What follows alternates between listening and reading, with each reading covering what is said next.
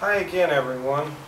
I've received a lot of requests in the recent past for information about a bonsai that you can grow indoors. So that's what I wanted to present and do a little work on in this video.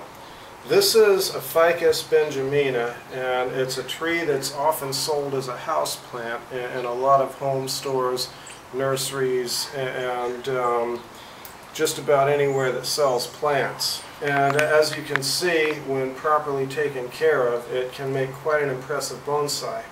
This particular Ficus benjamina was grown as a houseplant on someone's patio for about 30 years and was confined to roughly an 8-inch diameter pot. And then I acquired it, and I took off 2 upper trunks. You can see the large pruning scar on the back of the tree right here, and then just pruned back the undesirable branches and encouraged new branch growth. And all of these branches that you see here were grown in a single growing season. They're very simple to prune because they're vigorous growers whenever there's warm weather, and it's just a simple matter of going back between the nodes and cutting back any growth that you don't desire, and the tree will pretty much fill in whatever it wants. So, as I've said in some previous videos, it's simply a matter of pruning back everything that doesn't look like a bonsai. And in the case of this particular ficus, it's actually doing pretty well, so we're just going to do a little bit of lightweight cleanup pruning, and then we'll let it continue on with its business of growing well and looking beautiful.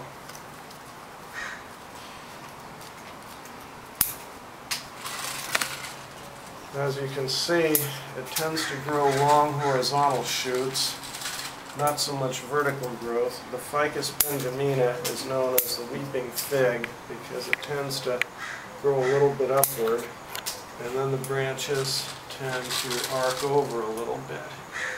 Okay, we've got the silhouette back to where we want it, and now we're just going to clean up a little bit of the between the branches growth so that we can see the trunk a little bit better, and so that viewers who look at it can see all the hard work that we've done achieving the present trunk shape.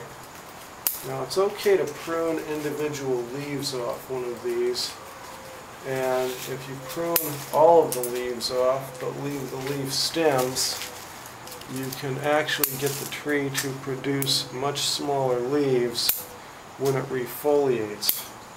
However, this particular tree is not far along enough in its development to need that particular form of pruning at this point.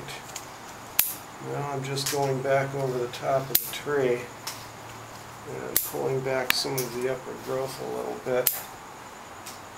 Again, I thought I'd get everything I wanted on the tree's silhouette, but looking at it again, I've decided to bring it back in just a little bit farther.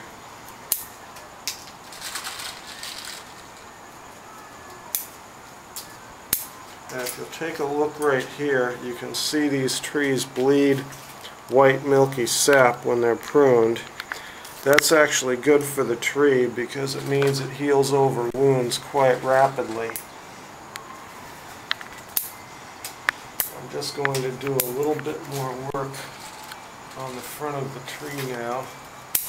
And again, take out a little bit of between the branches growth just to try to restore the layered bonsai look. Okay, this is about close to finished here, and you can see we've cleaned the tree up. We've got a nice layered bonsai look, and it now looks like a very large, very old tree. Thank you for watching, folks.